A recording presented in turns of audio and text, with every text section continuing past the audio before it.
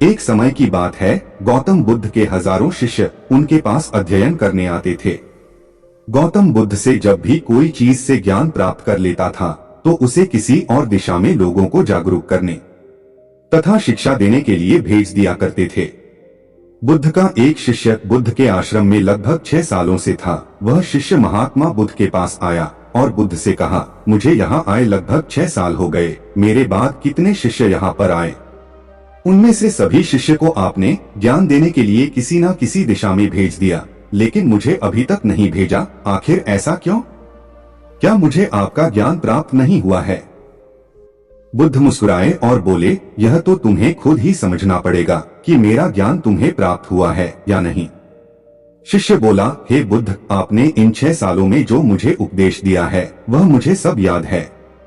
आपकी बताई हुई एक एक बात मुझे सब याद है। आप कुछ भी मुझसे पूछ सकते हैं, मैं हर उत्तर देने के लिए तैयार हूँ। आप मुझे एक मौका तो दें ताकि मैं किसी भी दिशा में जाकर लोगों को अपने ज्ञान के बारे में बता सकूं। इस पर बुद्ध ने बोला कि ज्ञान की बात को याद रखने से कोई फायदा नहीं जब तक तुम उस आदत को खुद नहीं अपनाओगे। शिष्य ने कहा, जो भी हो गुरुजी, कृपया मुझे एक मौका जरूर दें, आप मुझ पर भरोसा रखें, मैं सभी को अपने ज्ञान से प्रभावित कर सकता हूँ। मैं लोगों को ऐसी बातें बता सकता हूँ जिससे लोगों के जीवन में शांति आ जाएगी और वह अपना शांतिपूर्ण जीवन जी पाएंगे।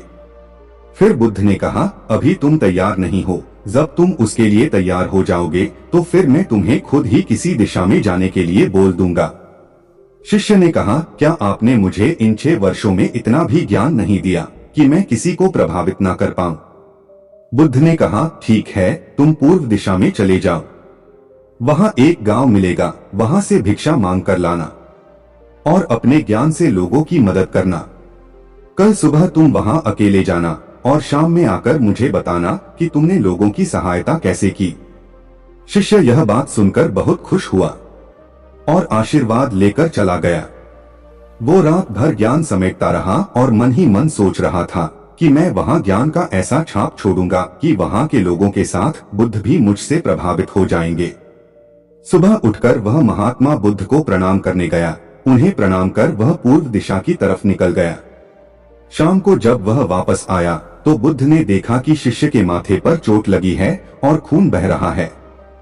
बुद्ध ने उसे पट्टी की और पूछा, तुम्हें चोट कैसे लगी? शिष्य ने कहा, वहां के लोग बेहद ही दुष्ट हैं, उन्हें जरा भी बुद्धि नहीं है। मैं उस गांव में भिक्षा लेने गया पर किसी ने मुझे भिक्षा नहीं दी, सब मुझे वहां गालियां दे रहे थे। एक व्यक्ति ने भिक्षा तो दी थी लेकिन नीचे फेंककर और कहा, इसे उठा लो। मैंने उन्हें काफी समझाया लेकिन मेरी बात सुनने को तैयार ही नहीं थे। उन्होंने मेरे साथ हाथापाई की जिससे मुझे चोट लग गई।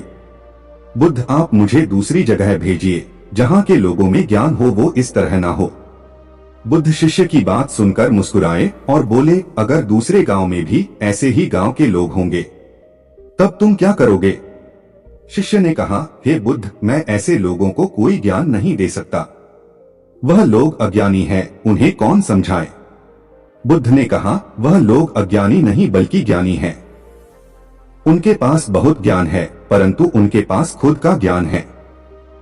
अब अगर तुम किसी दूसरे के ज्ञान को चोट पहुंचोगे वह लोग कुछ तो कहेंगे ही।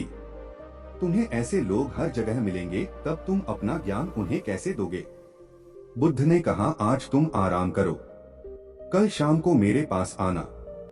शिष्य बुद्ध को प्रणाम करके चला गया।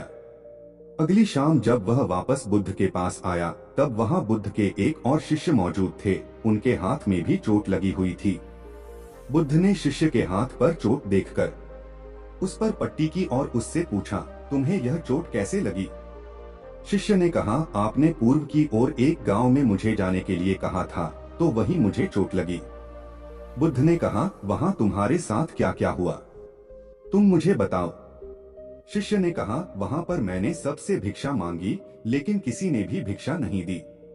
एक व्यक्ति जिसने भिक्षा दी भी तो मुझे जमीन पर फेंक कर दी थी और कहा उसे उठा लो, तो मैंने उसे उठाकर अपने झोले में रख लिया और मैंने उसे सफल होने का आशीर्वाद दिया। तब उस व्यक्ति ने मुझसे कहा, आप बड़े अजीब लगते हो, मैं आपका अपमान कर रहा हूँ और आप मुझे आशीर्वाद दे रहे हो। तो मैंने उनसे कहा कि आप दानी हो, आपने मुझे दान दिया है, इसलिए मैं आपको आशीर्वाद दे रहा हूँ। फिर मैं वहां से आगे गया तो कुछ लोगों ने मुझे वहां से वापस जाने के लिए कहा। उन्होंने मुझे कुछ अपशब्द भी कहे और मुझ पर पत्थर भी फेंके, जिससे मुझे चोट लग गई। और जब मैं वापस आ रहा था तब रास्ते में मैंने एक माँ को रोते हुए देखा। वह अपने बीमार बच्चे को लेकर चिंतित थी। मैं तुरंत जंगल में जाकर उसके लिए जड़ी बूटी लाया, लेकिन वहाँ के कुछ लोग जड़ी बूटी देने नहीं दे रहे थे। फिर मैंने उनसे विनती की वह मुझे उस बच्चे का इलाज करने दे। उसके बाद वह जैसा कहेंगे मैं ठीक वैसा ही करूंगा। फिर जिस व्यक्ति ने मुझे भिक्षा दी थी उसने गांव वालों को समझाया। तब उन्होंने मुझे उस बच्चे को जड़ी बूटी लगाने दी। उसके कुछ देर बाद वह बच्चा ठीक हो गया।